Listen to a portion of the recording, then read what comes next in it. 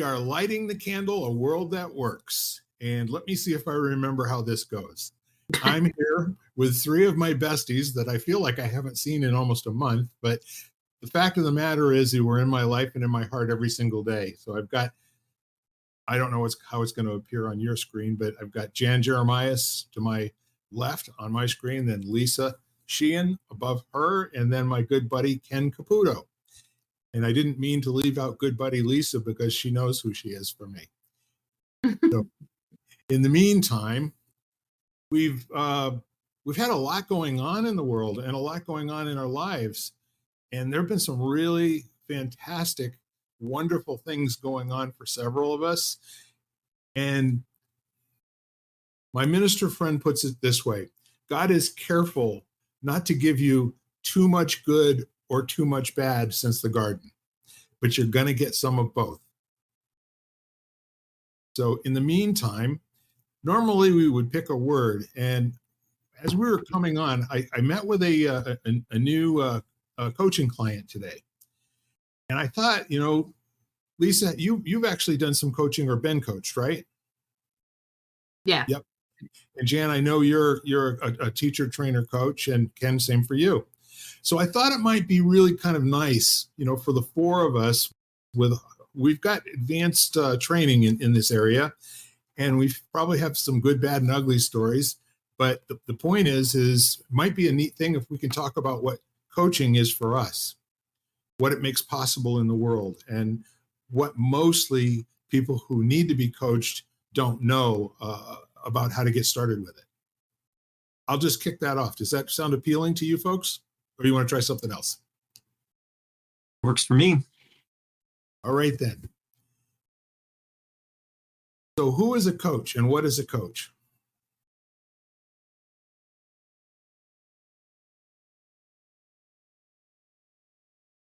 I'm sure that's a vast definition. I'm sure there's a vast definition for it. And I think the odd thing is that, like there's no like, you can have certification, but there's no laws, there's no definite certification that you need to have to be a coach. So they're out there, there's so many of them, and anybody can basically call themselves a coach. But I personally think it's amazing and so wonderful and helpful that there's so many coaches out there in every aspect of life too. You could find something for just about anything. So I think it's only helpful that people can be guided along different areas of life instead of being a single focus like you tend to be when it's just you yourself and you looking at your life. So that's my first take on that. What always comes to mind to me when I think about a coach is Jiminy Cricket. And occupation, pain in the ass, and always asking questions that you don't want to answer. Mm. And I think the primary distinction of being a coach from my experience and how I language it to people is coach is a committed partner with an equal vested investment or in an outcome that is mutually agreed upon, and a course of action over time is designed to create new behaviors that create new habits to give you a place to operate from to accomplish your dreams. So that's a lot of words, but the coach remembers. The coach is a promise keeper. In my view, not necessarily with the technical technique and that sort of thing, but watching to see the things in terms of behavior and life's work that's not apparent or is invisible to the person being coached, but their partners.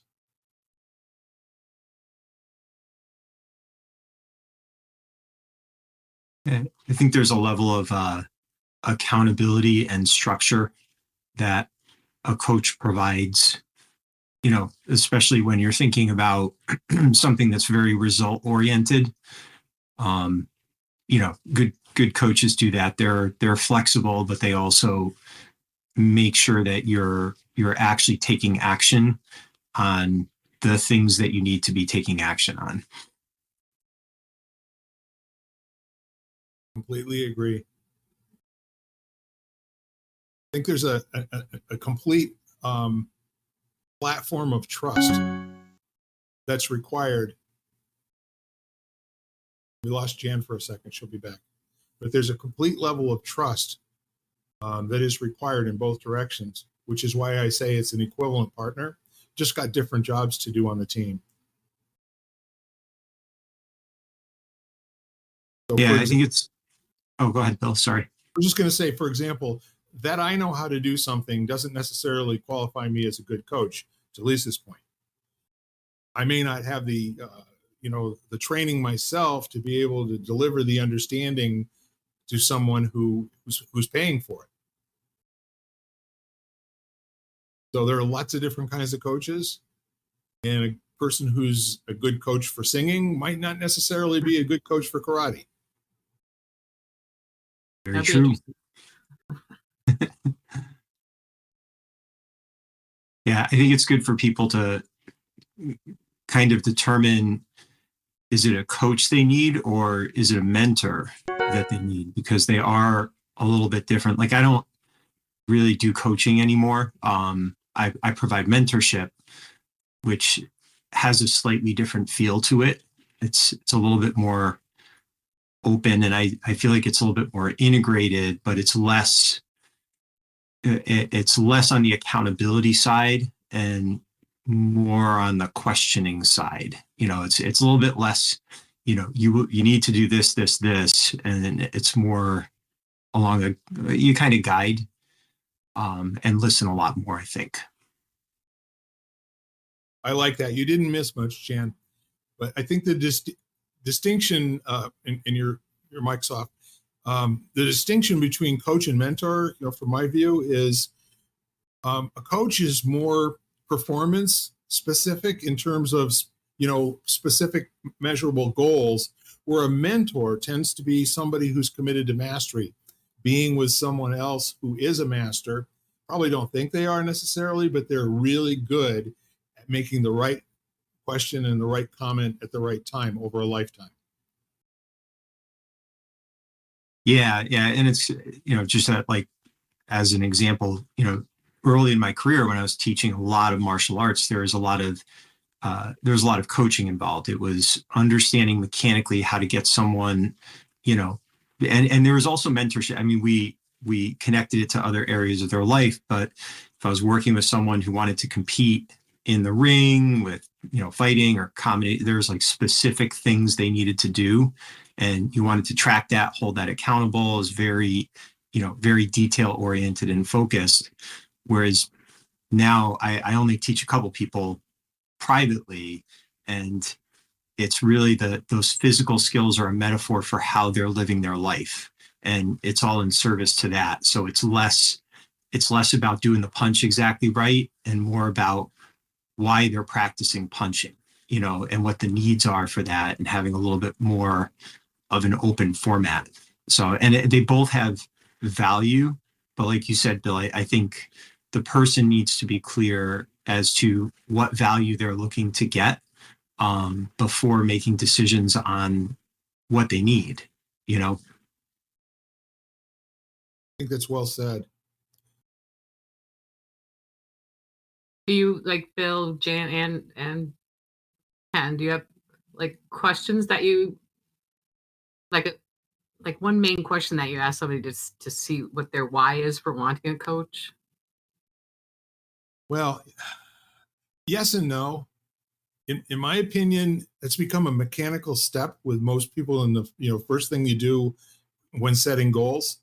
Most of the people that I've coached didn't have to get in touch with a new why.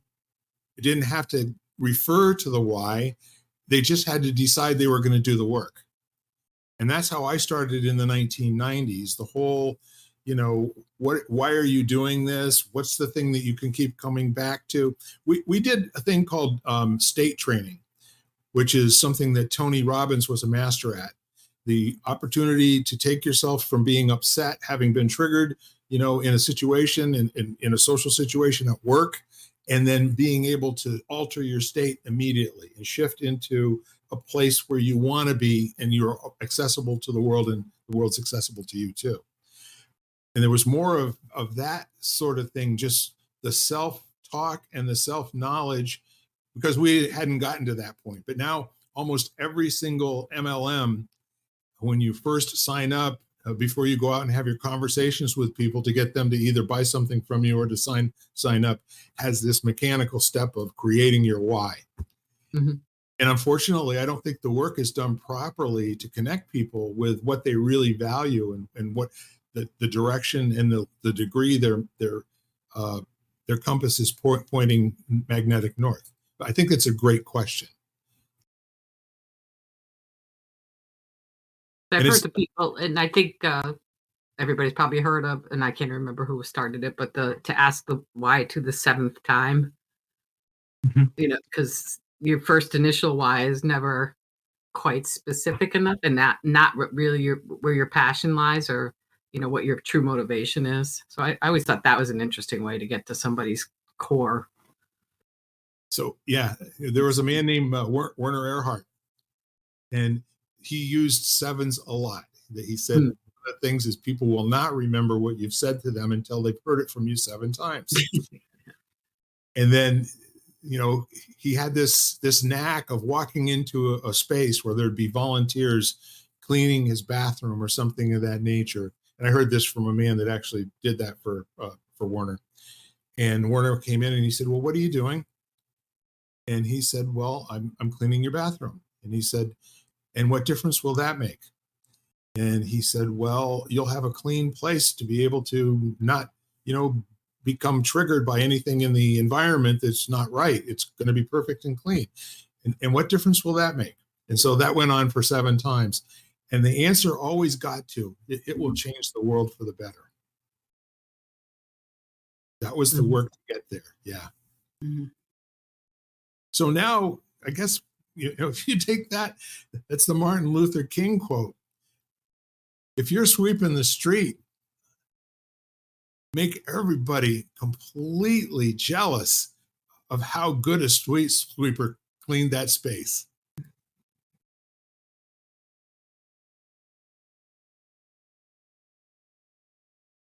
What's it like being coached?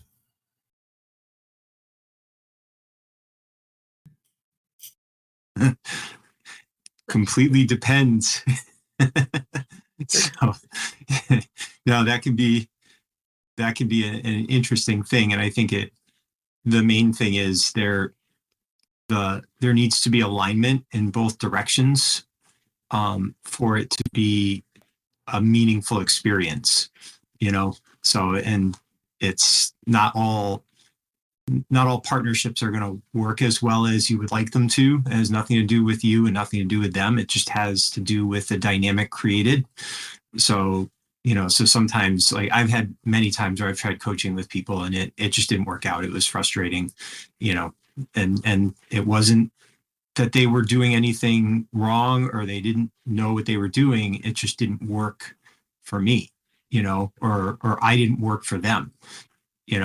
So but then when it works right, it can be incredibly empowering. And it can help you unlock new levels of your own potential. And I think more importantly, it helps you. A good coach will reveal to you your blind spots in a constructive way that allows you to recognize where you have potential areas for growth.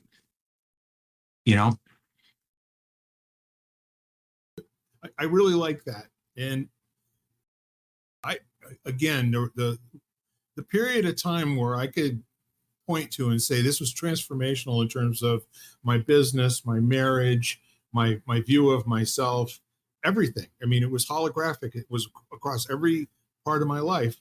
Was where I went from being president of a new company, going down and getting involved in a situation where I needed to be trained and coached to find out that coaching wasn't someone who had the answers, but more likely they had the questions, as you say, Ken. Yep. And with that, it was kind of funny because can't remember exactly what the occurrence was, but there was something that was going on, and somebody was trying to tell me to do something that I knew was absolutely incorrect and wrong and would not help. And I said, "Well, he's saying I'm saying this to you as your coach," and I said, "I'm saying this to you as your I'm saying back to you as your coachee." And he said, "Well, you're uncoachable." And I said, "Maybe. And isn't it more likely that we just don't have common language yet on what we really want to accomplish here?" And he looked at me and he said, "You don't need a coach. You need a place to be a coach." Mm. So I immediately got put on a coaching team. And the two reasons that he said afterwards was how cool and calm I was while he was getting upset. And then when he called me a name, I changed it back around to say, what if there's nothing wrong with either one of us? What's missing here is just some common language. And he said, "I don't know where you got that from." He said, "But I want that book." Mhm.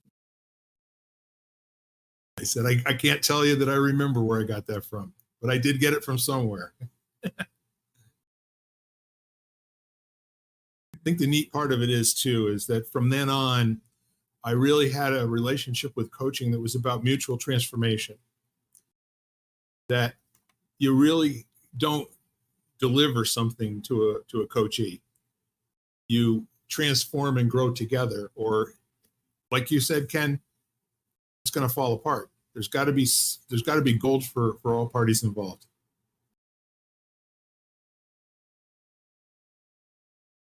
Yeah, I think it's especially important now to make sure that you look as clearly and closely as you can as to someone who's positioning themselves as a coach or mentor, because it's become, with social media, it's very, very easy for people to have the appearance of someone who can help you, and they can't.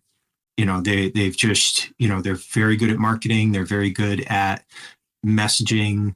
You see this in the fitness industry a lot right now. There are a lot of people out there who they're in good physical shape. So you see the picture of them with their shirt off, and basically they download other people's training plans and just give it to you, and you get charged a lot of money. So you have to be really, really aware of the fact that there's a lot of unfortunately deceptive practices, because it's an easy thing to monetize, and it's always much easier to tell other people what to do than to discipline yourself to do those things. So Agreed. And the other thing is I never just take a client. I go through pretty rigorous screening in terms of compatibility. Can we be friends first? Then can we be friends that disagree with each other? Then can we be friends that go away from each other for a little while to take the time out to think and get back together and get productive? And I usually can find that out in the first hour conversation, whether or not there's a fundamental fit, and if we're compatible in terms of going through the noise that they're going to have in their lives while we're trying to accomplish something together, and they want to waste my hour with them telling me a lot of story, as opposed to asking for specific coaching about where they saw something go off the rails and what would be some other alternatives that we might be able to employ there. And it's been a good tool for me because I've always had better clients who really understood the coaching relationship, and also were not coming into it so that we could deliver them more income. If you're any good, I should be able to double my income in the next 5 years. Well, no, if I'm any good, you should be able to double your income in the next year or less. What? Okay. But that's definitely coaching and not mentoring, Ken. Well, specific goal. Yeah. I mean, you're just looking to produce a monetary result. Exactly. So, yeah. So I the think being accountability is, go ahead. No, I'm going to be quiet, Lisa. You go ahead. And then I want to No, hear from Jane. accountability is the thing that most people need, and most people constantly ignore or don't do. And that's what a coach is. The first thing that comes up is like, you're going to be accountable to me, kind of thing. And I think that's one of the reasons people don't get a coach, because they know they're going to have to be held accountable. But it's definitely something that's necessary for people to move ahead. I mean, even if you have an accountability partner, it doesn't even matter. But that's all that some people need sometimes. Is just tell somebody you're going to do something and follow through. I love that. I have hundreds of business friends that have accountability partners, but nothing in their life has changed for 5 years. Well, I mean, then they're not doing it. we have good conversations. It's all good. So a good coach, in terms of the accountability, you know how that goes? What did you say you were going to do? What did you do? Right. Now, what are you going to do different? Get busy. Because I remember hearing like Jack Canfield when he was young, and so his mentor told him that in order to be successful, he had to take 100% responsibility for his life. And he went, "What? It sounded easy." But that's really hard. Yeah, and that promise is made by a child, no matter how old you are. No clue even what that means. Got to take 100% responsibility for your life. How am I going to do that? Tomorrow. But that is step one of transformation. Anything that doesn't work is my fault, or anything that does work is yours.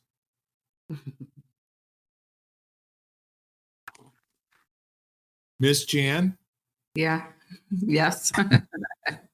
what kind of thoughts are you having at the moment? Um,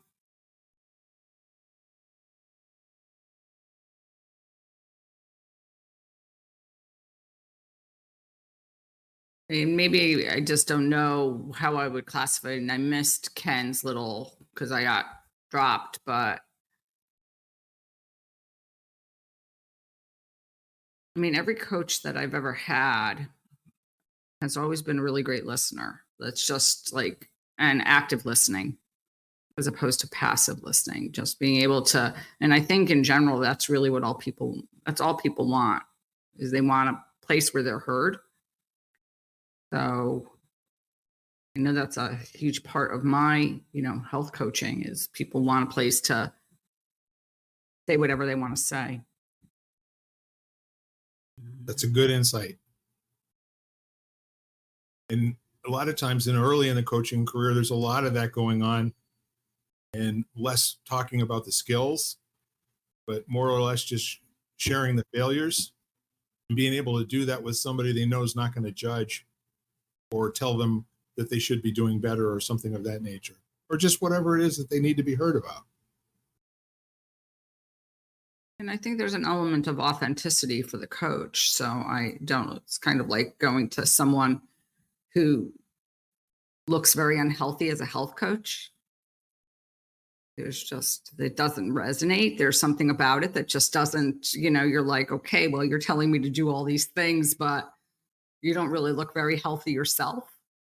So being able to, and I'm not saying, I don't know, you have to walk the talk, so to speak, in my opinion.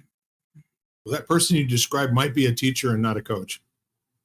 Might be, but I mean, I don't even look at it. I mean, I look at it as like, going to a doctor that looks really unhealthy. I'm sorry. It's hard for me to go to somebody who doesn't look healthy.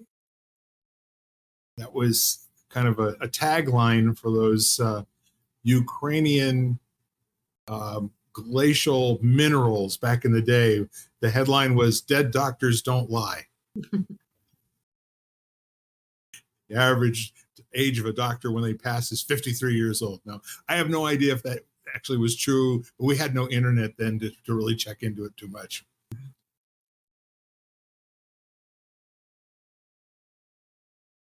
And what Jan was saying was brought to mind that that's why I would always gravitate towards circles, like circles of trust, where it was all listening, and no fixing, saving, or advising. It was just deep listening, like Jan was saying. Like that's so important to people to let their, as circle of trust people would say, their shy soul come out. The real part of you that is looking for an answer at the moment, and even though the answer is kind of inside you usually, but you need to get to that point of trust. Cool. Well, that's what I was originally going to say about coaching is it's not really, you just ask the right questions so the person comes up with the answer themselves. Because if they come up with the answer themselves, they're more likely to carry through and to do it versus, I think that if it truly resonates with them on a deep level, then they're more likely to take action and do it. Well, that's when it's really good to be able to ask that 7 times. Right, exactly. Because sometimes that's exactly what it takes. Mm-hmm. There is also just the counterweight to that, the time where, especially from a coaching perspective, they have knowledge that will shorten your learning curve, and you just need to shut up and do it. Because, they understand in a way that you don't. Like, you'd see that with a lot of physical athletics, and there's just certain things that if you do them mechanically, it's going to be safer, more productive, and your motivations behind it are less relevant than your implementation of best practices that someone with decades of experience is going to have that you just don't. So it's kind of like when your teenager thinks they know everything, and they just don't have the reference base, and sometimes you just have to pull rank on them to keep them safe. So there is that part of it. But I agree. I mean, the majority of it, I always find it interesting. The best mentors I've had, they do more than just listen. They help you. They reflect back what you're saying to you in a way that you hear what you're actually saying, not what you think you're saying, but they take it to a deeper level, and they never get too high or too low. Good coaches are like that too. They don't overinflate your successes or your failures. They find a way to help you stay focused on the process. And, and that's actually one of the things I look for now. Anyone, especially if you look in the social media influencer area, if they're invoking extremely strong emotions anywhere in the spectrum, fear, anger, or hope, and, like this amazing life of your dreams, I'm skeptical of that. If they're trying to drive you towards decisions based on, do this or you'll die, or do this and you'll live forever, I have questions. So, Pay me $69.95 a month and you'll be able to drive a Ferrari next year. Yeah. And you see it like that's real big in the nutrition world right now. They're running around in grocery stores pointing to all the labels and telling you all the things that will kill you. And, and most of it's misunderstood. They don't actually understand what those ingredients are. They just draw chains of fear that makes you question your ability to actually purchase food safely. So now you need them to tell you what to do. And they just, it's kind of like the news cycle. They keep stimulating this kind of confusion and fear so that they become your trusted resource when they're not. They're just not. So. Well, LinkedIn is a hoot. Thinking if you search for a coach and you get this long list of people, and in their name it says the happiness coach, or the time off coach, or the too many kids coach, or it just goes on and on and on. And quite frankly, I'm just wondering, what's in it for them, and do they ever get any customers? A lot of them figured something out that works for them. And, and then it's nothing wrong with figuring out if that's translatable. And what's interesting is there's such a saturation now that if it's not good beyond their own ability to implement it, it probably won't get much traction, and they kind of weed themselves out pretty quickly. But but it's definitely it's an interesting world we live in right now, with just there's no gatekeepers. There's just full access to anything and everyone. So you really got to pay attention.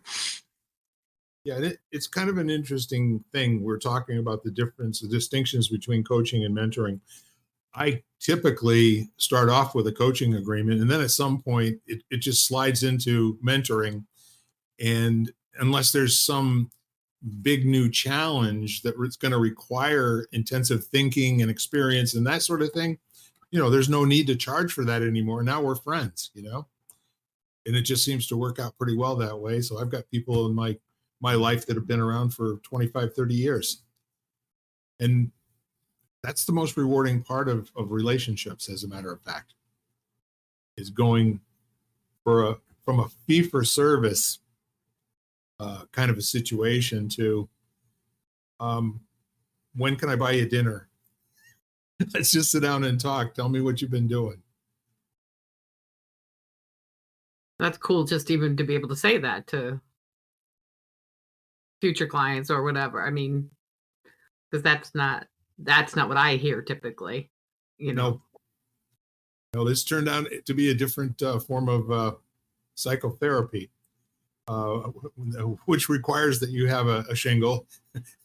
Right. So this is a faster track to being, a trauma sharing listener, which isn't not the same as being a good listener, Jan.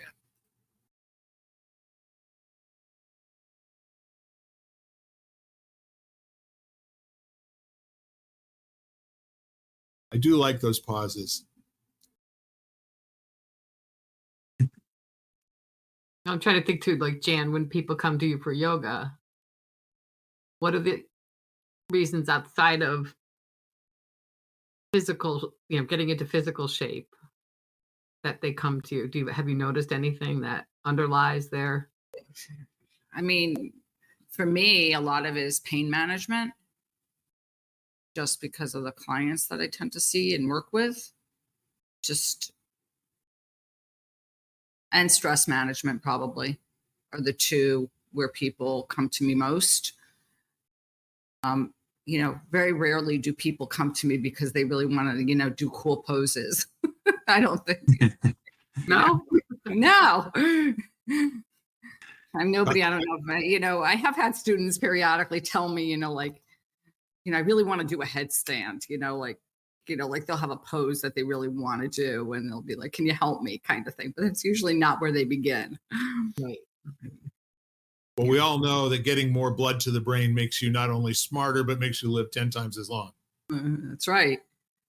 Good way of cleansing. It's good way of cleansing out the brain. Go upside down. It's true. That's why those boot things where you dangle from. Yeah, inversion tables and things. Yeah. Thank you. It's also really great because it reverses gravity. So that mean it'll move my chest back up where it used to be? Stretches the spine. Stretches the spine so that if you drink, then afterwards it'll create more cushion between the discs. That's great. Yeah. So I would say that's the majority of people that come to me for yoga. So there's kind of an interesting concept. The word coach team leader came into manufacturing in force in the 1970s, especially when we were doing, quality circles and that sort of thing. And I think I've talked about it a few times where we would have the team get together and huddle up in a circle out in the middle of the manufacturing floor while somebody described the problem that they were hearing, and we got the best listening from everybody in the group. So this is where the coach team leader's job was to empower people to keep looking for a solution and keep asking each other better questions. And sometimes, when I was the team leader, all I would do is I would say, hey, John, what do you got on that? Is there something that we haven't talked about yet that you think might be important here? And it was very, very cool to do that because I worked in highly technical engineering manufacturing situations for about 8 years, from I don't know, building carburetor floats and other, injection molded type stuff, to building cloth cutting machines for Gerber garment technology. So the team came up with the answer, and I thought that worked really well. But I also worked in many situations where the supervisor had the answer or you didn't go anywhere.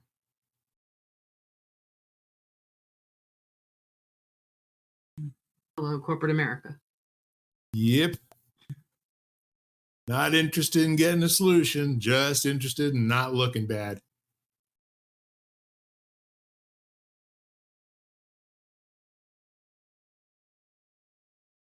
One of the neat things to do too is to create coaches. Mhm. Is to have people get inspired by their own ability to transfer knowledge to a coworker, to where they then became a lead person to go to help people troubleshoot. Very cool. So training this sustainable culture of people that would always bring the new person up to speed as quickly as possible. And it was great for morale. Quality numbers were excellent, and presenteeism was incredible. People didn't want to take a day off. There was too much cool stuff going on. They needed to be around to get involved with it.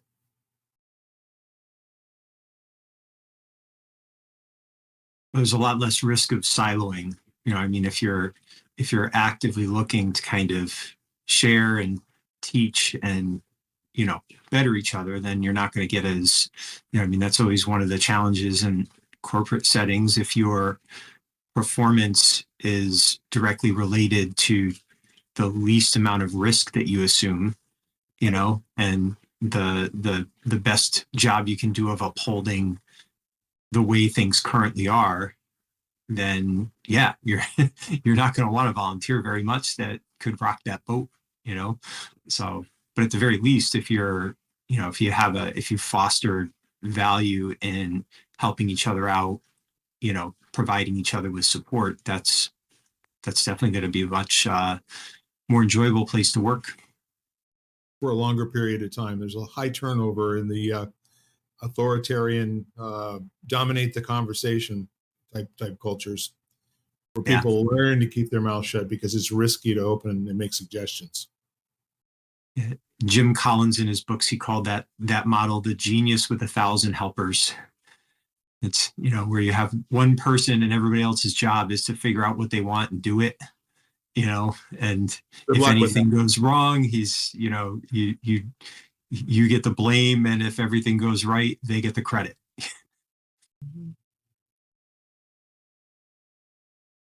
Because there's another form of working together, and that's the working together from a common enemy point of view. So you help each other out because you don't want to get in trouble or do it wrong, or try to figure out together how to solve the problem so that you can bring that to the genius. That was Nike starting out. You want to know what Nike's mission was starting out? Yes. Crush Reebok. Oh. It was like literally their rallying cry, so mm-hmm. They did exactly what you're saying. They were focusing on, they were all in it together to try to take down the companies that were outperforming them, and I don't think, I don't know enough of if it was actually like undermining Reebok. I think it was just, we've got to become so much better than they are that, more people buy our products than buy theirs, Lisa, I actually heard you talking about their own fearless leader in their own company. We're going to survive this together. That person is going to be long gone, but we'll still be here. Which is unfortunate many times. 100%. But, management, upper management doesn't stand for that for very long. Very easy to see it, and especially when somebody takes a day or two off. They take their week's vacation and come back again, and suddenly they got a new job.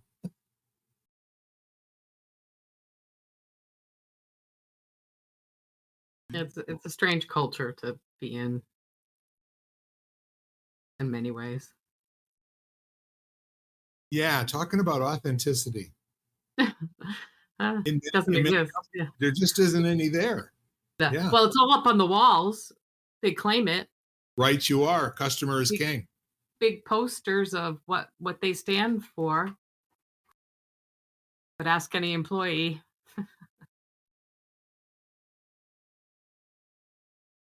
Yeah. The most exciting thing is to be in the cafeteria singing the company song. Well, now you're back to what, if any, what kind of coaching are they getting and to what end? So, so I mean, if you're like athletics, is it win now at all costs? That's a very different thing. Or is it, get the biggest contract I can get? Or, is it multiple championships, or is it still be able to walk and have a fulfilling life when my years as an athlete are done? All of those things are going to require different types of reference bases and a different type of coach to help you get there. I think So companies are the same way. What all of you have said too is like, so if money is your end game, which is what it is for like a lot of corporations, because we're owned by venture capitalists, so that's all they really care about. So, and like you said, if like Bill, I don't even know if he would coach somebody that their end game was just to make more money, because that's not a sustainable passion. I'm thinking, you know what I mean? It's not your why kind of thing. It's not transformational. Let's put it that way. Right. Yeah. Change jobs. Boom, you got it. All right. Move into another company. Boom, Yeah. you got it. You don't need a coach for that. Yeah. I retired from resume writing really early on. I don't even know if they use resumes that much anymore. I don't know either, but I'll tell you what. That's an interesting story that you brought up. And when I did coach the resume writing, I said, what you put on the paper is far less important than how you deliver it. So you got to do something different.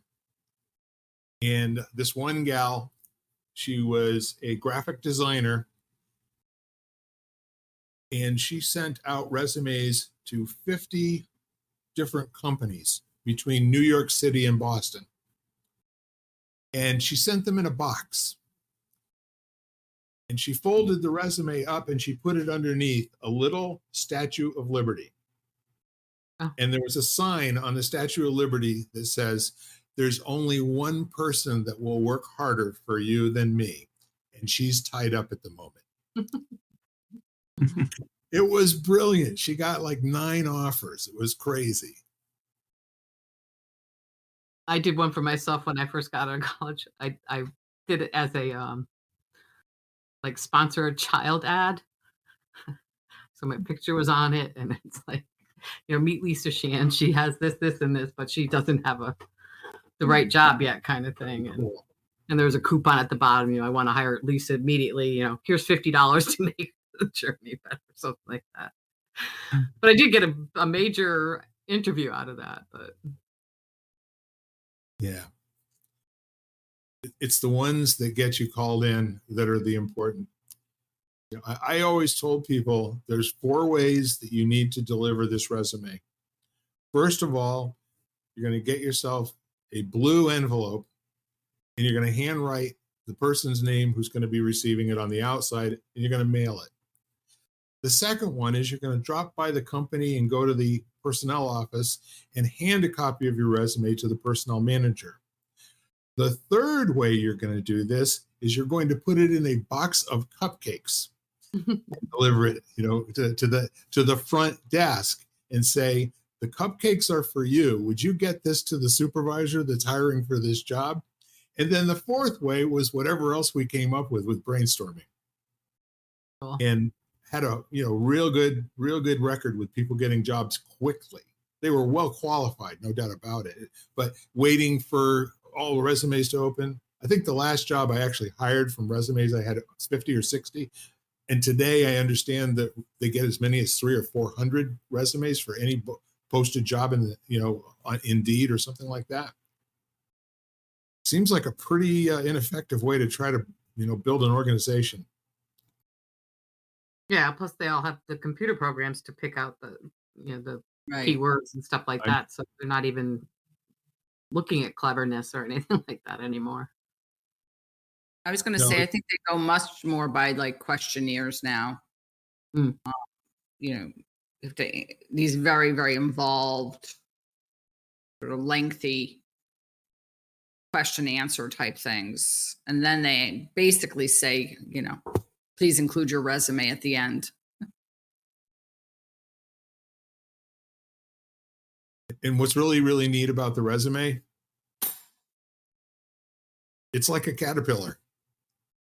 There's usually not much in there that's going to give you information about the caterpillar turning into a butterfly. They all follow the same scripts. They all use the same kind of buzzwords. And at the end of the day, the team chemistry and cultural compatibility and willingness and ability to learn almost always is much more important in that job than somebody who's got a strong history in language.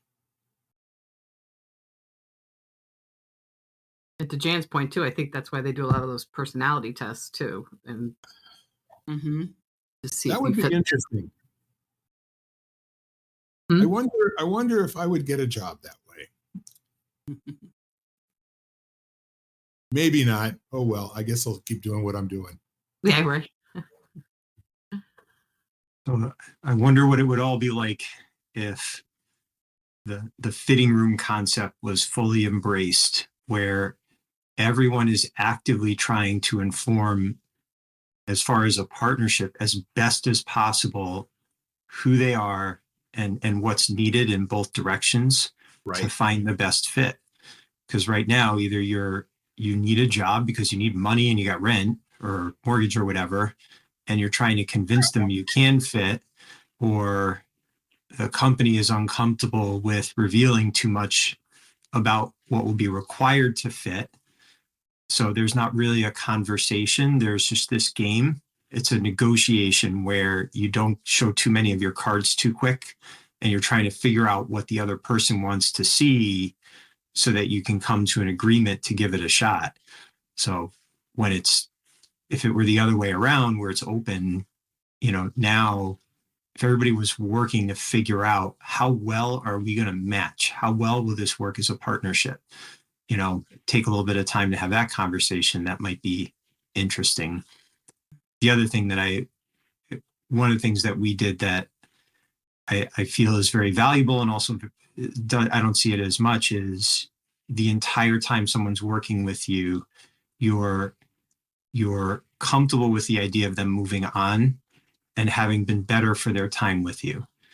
Because like talking about personality tests, Ben Hardy wrote a great book called Personality Isn't Permanent. And it's the fact that we are not fixed. Our personality, when you get it assessed, may be completely different 5 years later. So even if the agreement that you had when you began the work with each other, one of the players may have evolved. The company may have evolved in a direction that doesn't really work for you anymore, or you evolved. So what does that look like? Is it a celebration of the growth that occurred and then you take that with you, or does it create tension and, fear and all that kind of stuff?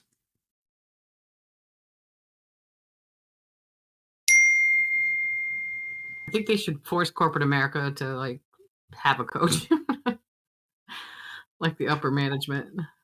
Well, they do, but the challenge is what do they want? There's a lot of places it's, Michael Gerber talked about it decades ago in E-Myth. It's hire the lowest common denominator, make it the easiest job so that you have replaceable assets, the assets being the people. So if you're starting there, now it's a matter of just continually replacing people as they move on, but not really developing them. You're training them to do a repetitive skill. It's just an industrial model. And there were very good reasons for him doing it. The main one was looking at most small business owners who don't own a business, they own a job, and they're doing all of these things, and they have no idea how to not work themselves to death and have nothing to show for it at the end of their career. They don't have a business that is sellable, so there's very good value with it, but at the same time, it does kind of create this environment where, you're not really thinking about empowering people. You're thinking about the fact that people will come and go, and you need to survive in that environment. So, Lisa, what I heard you saying, I might be off track, but again, the top management of the company who doesn't have the skill to do what Ken is talking about and install that kind of a upwardly mobile culture, they have, for the 50 some odd years that I've been working for corporations, spent a lot of time on outside contractors. And I've watched consultants come in, and the top management basically wants the consultants to talk to the folks that work there, and don't bother us with the details and everything. We'll give the opening speech and tell everybody how cool this is and how it's going to change our whole future and all that. And then you guys take over from there. And we've seen that happen all through the years, from personnel policies and procedures and any state statutes or federal laws or that sort of thing. But almost always, at the end of the day, for modern corporations, the headcount and the profitability are linked with each other. Because I've seen companies spend literally millions of dollars and then lay off a huge part of their workforce the following year. Mm-hmm. So the neat part of it is I think there's a middle ground somewhere where you can actually talk to people. And my opening line is always, what do you think the problem is? And then I sit and listen for about 15 minutes. And then when they're done, I said, I got a real kind of a power question for you. At the end of my look-see, when I find out and do my own looking around, would you be willing to find out that you're the problem? Mm. And the good ones say, Bill, I know I'm the problem. I just haven't got an effing clue what to do about it. And then I said, I think we might be able to work together. But more often than not, there's something that's changing in the workforce faster than the top management and middle management can respond to that change. And in the last 5 years, turnover has become like the number one problem in any non-automated factory. That people will come in, they'll be fine for weeks and months, and then they're out calling out 2 or 3 times a week. Can't get people trained up and competent fast enough, to satisfy orders. And then the quality goes in the dumper and all the rest of that. And these are the same people that don't pay folks $1.50 more an hour, which is what other people will pay them to lure the good ones away. Right. See it every day. 100%. Michael Singer talks about that, and he talks about teaching people how to find fulfillment in the work that they're doing. Mm. And I think there's that element to it too, because if you're looking if your expectation is that the work is going to fulfill you, you'll be quickly disillusioned, because there is no work that's going to fulfill you like that meaningfully without there being difficulties involved. Work is hard, or repetitive or whatever. There's going to be something that's going to make you start looking elsewhere. So, and he talks about that a lot, just kind of, how do you, instead of work-life balance, how do you cultivate balance that expresses itself in your work and your life, which tend to have weather systems that come and go, So I wonder if that isn't part of it. People are kind of looking for something that doesn't really exist. So they're hopping around a lot, and and if they feel undervalued by low pay or inflexibility or, poor leadership, of course they're going to move on even quicker, Well, I always say I give credit to corporate America for making me look outside my job for fulfillment, for happiness, for all those things. Because if it wasn't for being so unhappy in work, I probably wouldn't have gone as deep as I have to try to find things to balance my life out so that I look forward to things at night and on the weekends and stuff like that. And then that also helps me personally in my interactions with other people at work because I'm a better person for it kind of thing. So in that respect, that's kind of I think what you're saying too, is like I do find something, although, you can always improve your I don't know, I guess your outlook in any given moment. It's perception too. So when I'm feeling particularly lousy, there's not a good way that I've learned to snap myself out of it really quickly sometimes.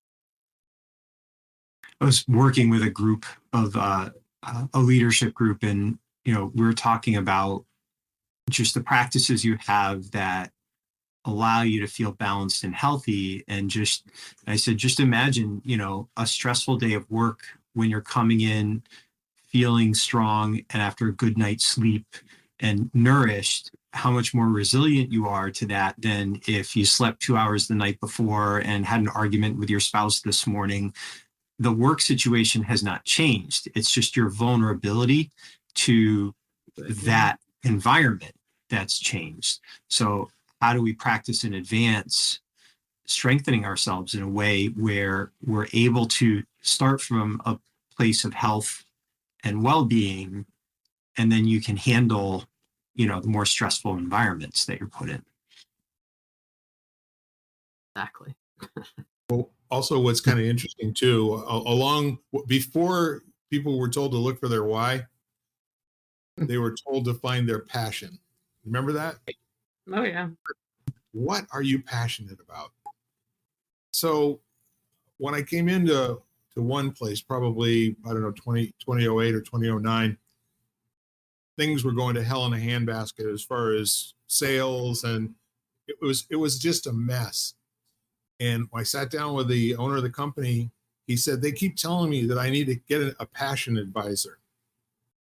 And I said, what's that do? He says, well, it helped me first find out what I'm passionate about. I said, John, you're 56 years old. Dude, if you didn't bring it with you, you ain't going to find it anywhere, And I said, have you ever just thought about being passionate about everything? And then model that behavior everywhere you go? You're just totally upbeat. He said, Bill, that's not me. And I said, well, I can't help you. Okay. I will not take your money and watch this place go down the tubes the way that it is right now, but I will make you this recommendation. Find yourself someone who is able to be passionate about everything authentically. He did. He hired this woman and made her vice president in charge of manufacturing and operations. Their presenteeism went up crazy because how I closed him, he said, these people are not passionate. We're there at the end of the shift.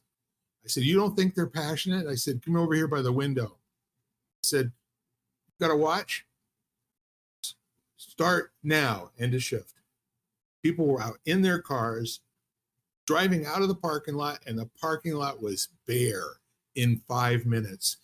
I said, you think they're not motivated and passionate? They're just not motivated and passionate about what you got them doing and how you got them doing it. And he said, that is really cool. And I said, you don't need to hire me. You need to go and find somebody that will inspire people just because they're walking through the room. And that's what he did. Cool. And he's been buying me dinner ever since.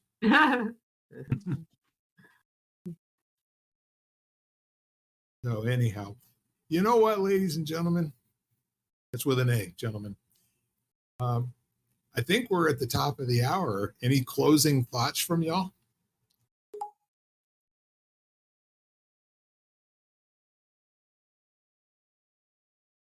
Ask your why 7 times.